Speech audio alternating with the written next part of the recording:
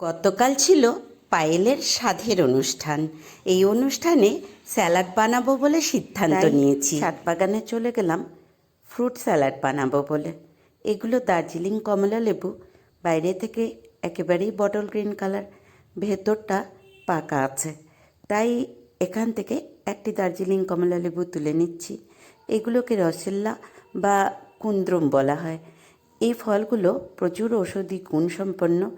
এখান থেকেও এই ফলগুলো কয়েকটি চলে গেলাম কামরাঙ্গা বা স্টার ফ্রুট গাছে। একটি বড় হচ্ছে, বাকিগুলো ছোট ছোট। এই একটিই তুলে নিলাম। এখন স্যালাড বানানোর পালা। কামরাঙ্গার ধারগুলোকে এভাবে কেটে নিচ্ছি। কামরাঙ্গার এই ধারগুলো খাওয়া যাবে না বটে, তবে এগুলো ফেলে দেবো না, ডেকোরেশনের কাজে ব্যবহার করা যাবে। এখন কমলা লেবু ছুলে নিচ্ছি। কমলা লেবুর বাইরের দিকটা বটল গ্রিন কালারের হলেও ভেতরে পুরোপুরি অরেঞ্জ